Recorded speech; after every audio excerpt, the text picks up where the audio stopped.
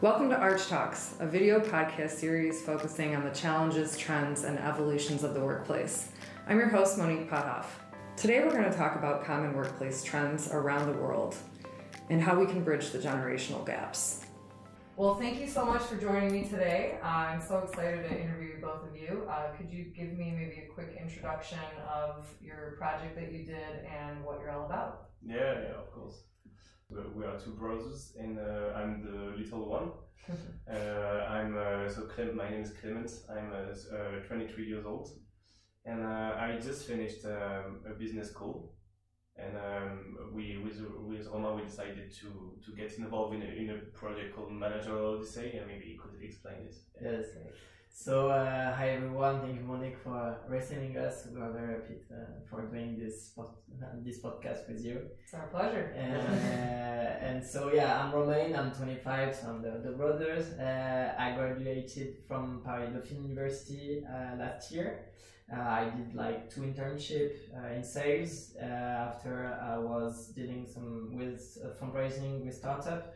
And so, as Clément said, we had this opportunity to be selected with an organization called Managériale.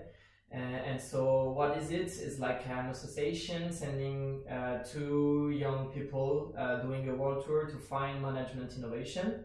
And so, we have been selected for doing this among other people. And so it's like a project in 3 phases. So the first is to deal with the fundraising. So we had to fundraise like 30K with different partners. So we had big groups, we had like startup, consulting firms, etc. And we had to prepare all the world tour. The second phase was the travel, so that was the best part. Of course. It was the best part. So we went to Norway, Iceland, Brazil, Colombia, Canada, USA, South Korea, and Vietnam. It was crazy. So we met really like 200 people, directors, managers. Probably more, really, though. Yeah, probably more, because in France we met like already lots of people just in order to prepare the world tour and to prepare the managerial subject, because it can be difficult when you don't have in the beginning the theoretical aspect of management. Sure. So just coming out of school. Yeah. And so we just had to talk with lots of people, and so maybe it's more than 200, but maybe more than 200. And after it was like 100 corporation altogether, of different types. So we met a startup, we met small and middle corporation, big groups, schools, hospitals, schools too. Schools in Iceland particularly. And so after, we finished this and we entered 6 months ago, like in the 3rd phase, and Clément maybe can. Yeah, so the 3rd phase, it's just to share what we saw. So in the first phase, we had to talk with our partners. Mm-hmm. So we had to make like a final report, final conference. Sure, almost like a thesis. I know. Yeah. I think it's part of the job to do this, and it was very nice for us just to summarize all the information, because you have like and your experience, and the experience, and it's quite difficult in the beginning, because I mean, after 1 month, you don't really know what you just lived. With so much things, different cultures. So it was nice also to just have the time to go back to France, just see our family, talk with all the people and talk about our experience. And so in December we did the final reports. Okay. And in December we just decided to continue the project. So we are doing like many conferences in France with big companies, with startups, and also in schools. That's awesome. So it's good. It was really important for us to share, of course, to companies, because it's also a way for us to live day by day, but also to students, because it's so important for us to talk about what we saw about the managerial aspect, because education in France on the subject of management, it will be so important to talk of all the subjects, because we are not really I think, ready today in education to talk about it. And so we just launched also a newsletter called Managériale in French. Also doing like advising for companies, because I think we are, in the beginning it's more about inspiration. Yes. And sometimes companies just tell us, hey, we really like the inspiration part, so now we want to just do something about it. And so we are working with a company to do something about the inspiration part. Well, I think there's something to be said about, you know, bringing the youth into the equation, because they're kind of at the head of innovation, if you think about it, and just understanding what they're going to need too. So that kind of leads me to some of my next questions. What were some of the major trends you saw worldwide? What were common themes that you saw no matter where you went in the world? Yeah, that's a good question. At the end, we wrote 3 points, you know, very convergent points among all the countries we went. So the first is all the corporations that are succeeding to adequate, you know, their vision, their promise, what they promise with their action, are the first to succeed to create a culture of confidence. And so a culture of confidence will create a circle, virtuous circle, because you will be ready to hire, you know, very good talents, to retain them. They will like create a lot of value for you, etc., etc. So it's one of our first conclusions. People that are succeeding, you know, that are just respecting their vision, their promises with their management action, are the people that will succeed the most with the corporation. So if I were to come up with a verb for that, it would be to empower employees. Empower, but more than empowering is like more respecting, you know, respecting what you said. If I promise you a collective thing with value, or if I promise you, I don't know, what could we say? Just collective. So being authentic with what you're promising. Maybe we can use an example. So one of the most impressive companies we saw was Mice in Norway. And so they in their values, they just say, okay, human people are the most important thing for us in our company. So the main value is human. And so it's like people first approach. And it's like a leadership vision. But if after this you don't have like managerial actions that goes with it, it's a total mess in the company. And so we saw this part in all countries, and we also saw that all companies that were succeeding in managerial culture, they were absolutely respecting this. And for instance, Mice. When there is an employee that is not really good that is not feeling good in a mission, and it's repeating like in the time he's not feeling good and he's not in good health, they are ready to just break the contract with the client. So it's like an advising consulting firm, and they are ready just to break the contract if you are not feeling good many times, and you of course it's not like you are not good, you are breaking the contract. It's like a repetition. You try to find solutions, but if there is no solution, you are the most important thing, so we break the contract. So the salary is like more important than the turnover, you know, and you just prove yourself, and we prove you that you are more important than the turnover here in this corporation. And so it's like a super proof of you are important for us and you are more important than everything. Interesting. So that's the first point. The second point is like maybe that management innovation, all the people that are very working hard on their culture, in fact they are creating a super competitive advantage in the long term. So you will not get long-term competitive advantage if you are just working with your service or your product, because your competitor will do the same at one moment. they will recopy, or I don't know. But management innovation is so complicated to replicate that in fact you can get competitive advantage for very, very long term. So that's the second point. It's like a Norwegian guy that told us this when we were in Oslo, and it was super interesting trade. I think this point is very important, especially in a country like in France, where managerial questions are not the priority for every company, I think. And sometimes the financial part is more important, and the managerial part is like a second thing. But what we realize, it's like very impressive companies in terms of management. They were also very efficient, economically speaking. Okay. And so the link between the two is also very interesting. And do you think that, sorry. No, there's just a quote, a super quote station from Porter, I think, and it says, culture eats strategy for breakfast. Yes, I'm very familiar with that. And so it's exactly truly this. believe in it. And Mike's, it's exactly the example that Clément just gave is just this, you know.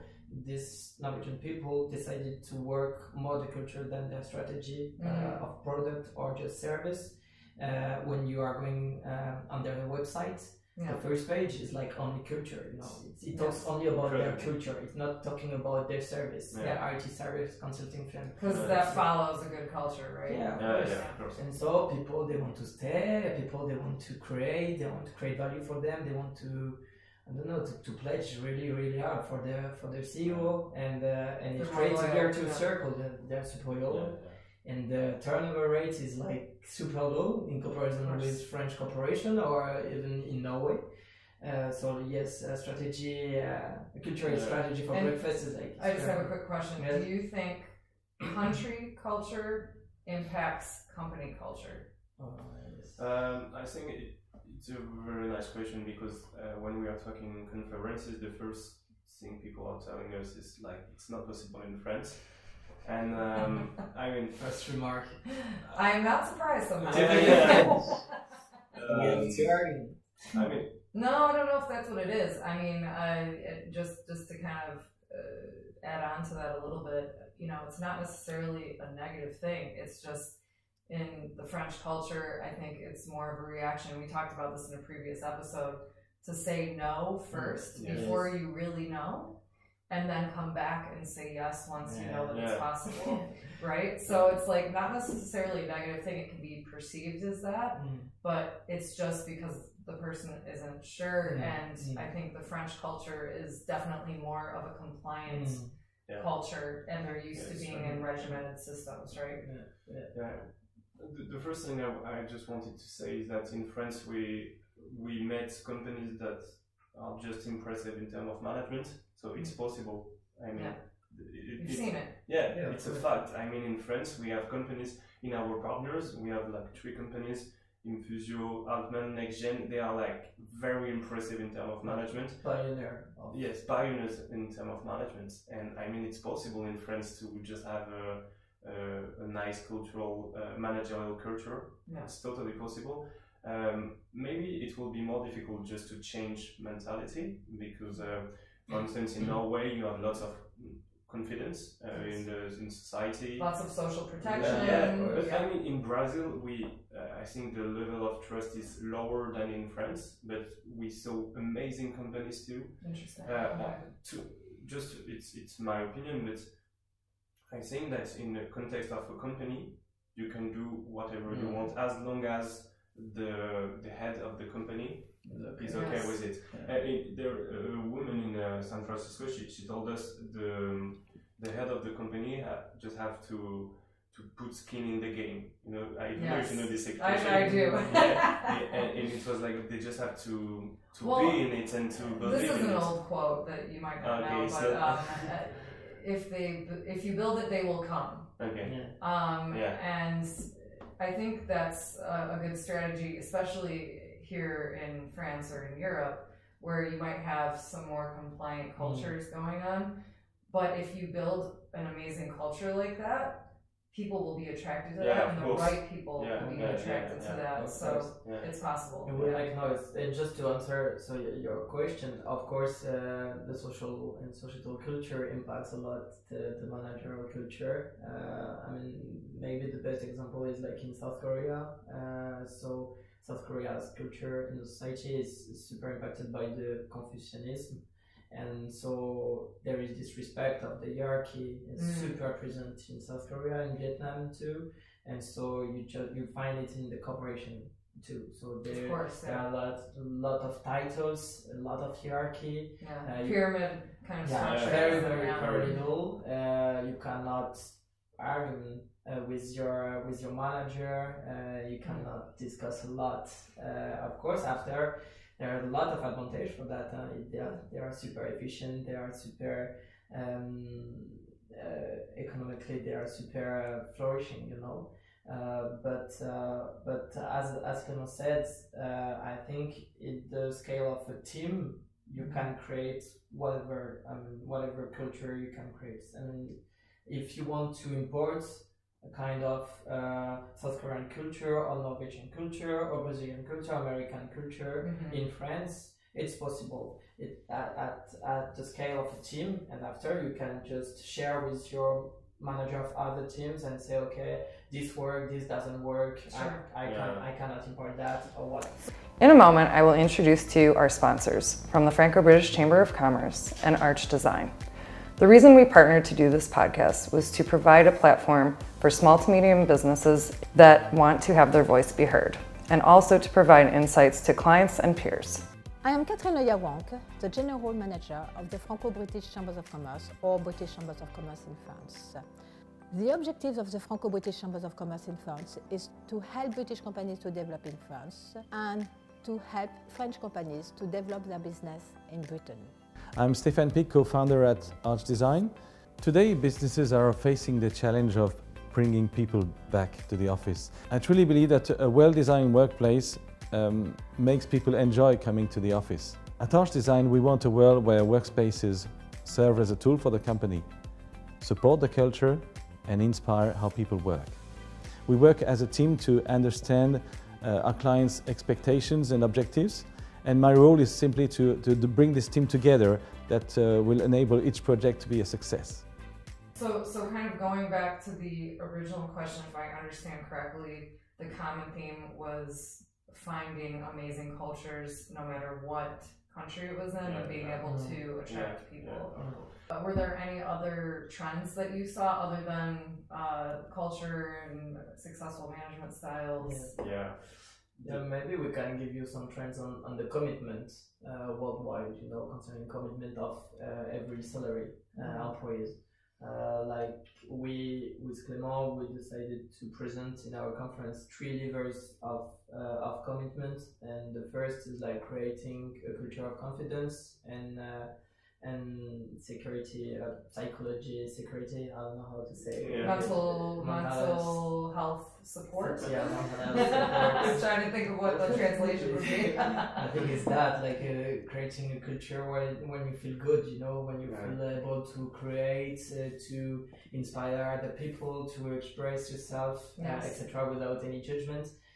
Being your authentic self, right? Of course. And not having to conform to something that they think it should be. And that's the most important point. The second is like... we also talked a lot about flexibility. So it's like temporal and spatial flexibility. I mean, even in South Korea, where it's like almost impossible to have flexibility because control is so important that you have just the manager needs to have all the employees in the office in order to just see you know people working. And even in South Korea, since the COVID, I mean, it's like flex office and like flexibility just became important, and it just became also a way to get people involved within the company. One thing is that maybe flexibility, when you think about flexibility, sometimes you just think about remote work. It's not only that; it's also how you can organize a day with hours where you are very efficient. Sure. For instance, when you can work from 8 in the morning to I don't know, in the afternoon, and just leave before to go with your family and just work after. So it's like very different type of flexibility. Well, and I think it's going to have a lot of health implications in a positive way, because I remember even years ago, not that long ago, really, having to structure doctor's appointments during the workday, and then, oh, you know what, I'm a little too busy, I can't do it. And so you wouldn't go, and you wouldn't follow up with things that you probably should. And that has huge implications for the person and the organization. So possibly going to see a huge improvement in overall health too. Of course. And the third point is like, so there's flexibility, culture of confidence. And maybe the third point is just to get people involved. We realize that those companies were just keeping it simple, like human stuff, very basic stuff. Being authentic. And the last point, and you said it sooner, is like more to empower people, like to give them a very, very great autonomy when they are ready for it. Of course. If they are ready for it, like autonomy is super key, because you will pledge yourself, you will create. But in order to have autonomy, you have to be able to properly onboard, right? Was that something you saw with these companies? Were they properly onboarding people and showing them the ropes? I think in order to give people autonomy, you have to really have this confidence within the company. And after you can give it, sometimes employees just don't want to be so autonomous. So maybe the common aspect also of all these companies is just to listen to people and just do you want to have autonomy? How do you want us to work together? And sometimes we don't have exactly the same way to manage people within the same company. You are not managing the same way to people because they just don't have the same needs.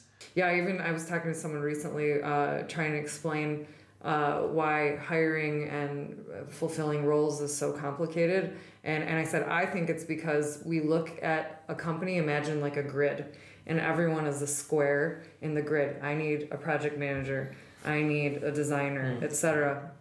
But really what we are is a bunch of puzzle pieces.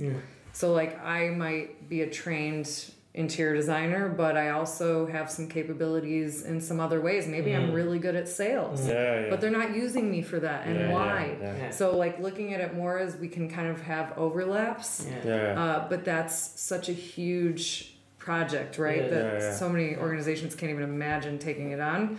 But that's probably where the future is. I would say like holacracy is like a little like that. I mean, you don't have only one title, but you have different role. Okay, so you don't have manager, but you can participate in different. So there are like different circle, marketing circle, I don't know, sales circle, and other circles. So they're like committees almost.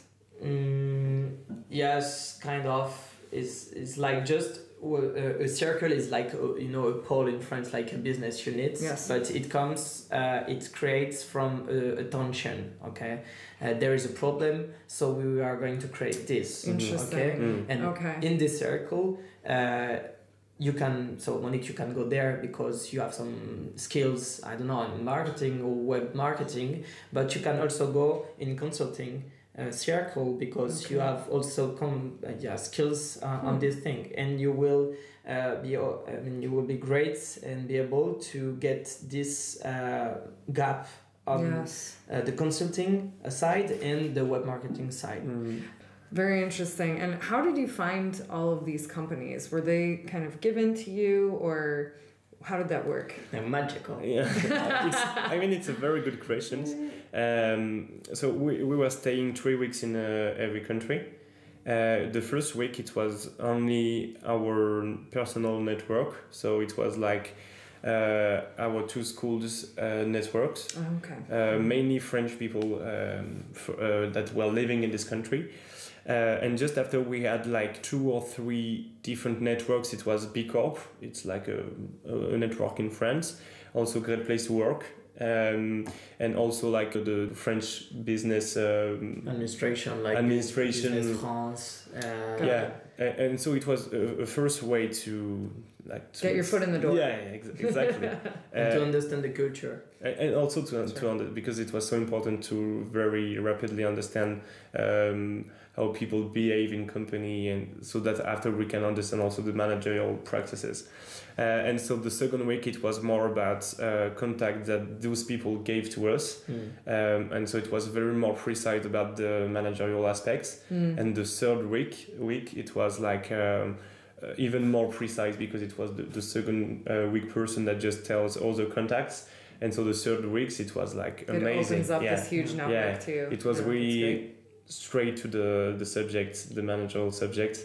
But what Clément didn't say, like the real cheat code, is we asked all the local people if they knew like other people very interested by the subject, or who could just bring us very good insights. And so we were just asking those local people during the second week, and so they gave us like a rule. It was generally the third week. They gave us like very brilliant people. So you had a very busy last week there. Yeah, last week was always. Like every week was busy. When was it that you did this huge project? When was this? This was last year? It was like in it started in January. So this was post-COVID. So it must have been just so great to have all this one-on-one time with people, and it's so much richer. Totally agree. Okay, let's move on to the next question. So right now we're in a very historical moment. We have 5 different generations working in the workplace right now. We have Generation Z, Millennials, Generation X, Baby Boomers, and the Silent Generation. And according to a Pew Research study, Millennials are the largest generation in the U.S. labor force. So with the combination of Generation Z and Millennials, that makes up a huge piece of the workforce, right? So that means we have to start focusing a little bit more on the younger generations, what they need. So how do you think, after all of your travels and interviewing all these amazing companies, do you think we can bridge the gap between all of these generations working together? Super challenging. Super challenging. I mean, it's a very difficult question, because first of all, I don't think that we are totally representative of all the young generation. It's difficult to talk for the young generation. Just from your perspective, and of course from all the companies you observe. And we talk a lot with our friends, and also we talk a lot with companies. So it's we can just talk about common points that we heard. First of all, I think that there is a major changes in terms of ways of working with the young generation. It was the case in every country. Very important to say this, in every company. I mean, we didn't meet any company that don't really have a challenge with the young generation, or with like recruiting new talents. It was difficult for everybody just to understand what was happening. The second thing is, I don't really think it's only linked to the young generation. To me, we are very more likely to say, okay, we don't like that, we like that. And so it's more difficult to manage young generation, but it's representative of what all employees live. I don't know if it's clear, but I mean... well, I mean, I think I can piggyback a little bit off of what you're saying. And this is a subject I bring up a lot when I'm at different events and speaking with people about workplace. I think we need to bring senior and junior people more often together, because I think both of these groups have a lot to learn from each other. You have your senior people with experience, many years of experience in some cases, and they're bringing a lot to the table, but they're maybe thinking in kind of an old-fashioned way. So then you have your younger generation who's just getting out of school. they're learning all these new and innovative things and able to kind of refresh the older generation's ideas. And that's something that I think is being lost right now, as we're kind of working more from home and not coming together as much. I've heard from some of my younger friends in the workforce that there's a challenge there. They're just starting a new job, or it's maybe their second job at the most, and they're not getting the guidance or the training needed to feel stable in a company. They don't feel connected. And to your point earlier, if people don't feel good, they leave, right? Yeah, exactly. Of course. And it's funny because last week we had a conference between like 100 like Gen Z and and directors, you know, and it was a dinner. So every table you had like 3 young people and 3 directors, and so they have to chit chat and it was super interesting. And so at one moment we went on the scene and we had to express our opinion on this question, you know, and the relationship between the young generation and the older generation in corporation. And what we said was pretty simple. I mean, if there is no dialogue between the Gen Z and the directors or the older people in the corporation, it will be very, very complicated. And the fact is, like, corporation today, they need the Gen Z, okay, to just thrive for the future and just to rest in life, you know, to rest, I mean, to survive. And there are a lot of challenge coming up, you know, environmental crisis, social crisis. So definitely corporation will need this generation, and they have to adapt to the new kind of work, you know, we want, okay? Because we don't want the same way of working of our parents. No. But I don't either, by the way. That's true. But the second, on the other side, and we don't say it often, but young people, the Gen Z, needs the corporation. Why? They need it for just progressing, you know, just improving yourself personally, professionally. And so now you hear a lot of students say, okay, I don't want to work there, or I don't need the company. Yeah, it's false, because the company, the corporation can structure you on your life, you know, 100%. Personally, professionally, and everything. Well, I remember when I first started working my full-time job, I was 21. And I had no idea about anything. I didn't, even emails, like, is this the right way to write this? Or, you know, and having kind of more senior people around to be supportive and to teach you how to do it, I think is super valuable. And I don't think that you can really advance in your career without that. So 100% agree with that. This is, I mean, the overview is there. So we need each other. So we have to dialogue, to listen very, very attentively what are the expectations from the point A and the point B.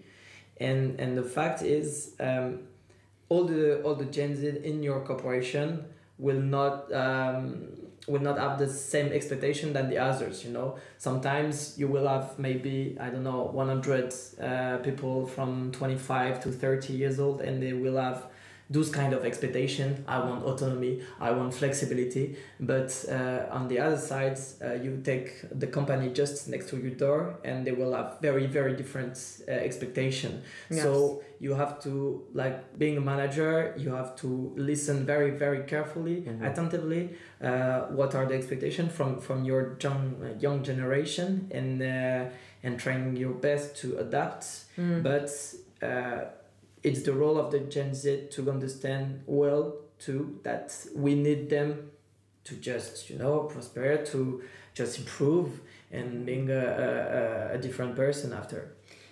It's been a pleasure talking with you both and hearing about all of your awesome experiences around the world. Thank you so much. Thank you, Monique. I hope to see you again soon. Yeah, thanks a lot.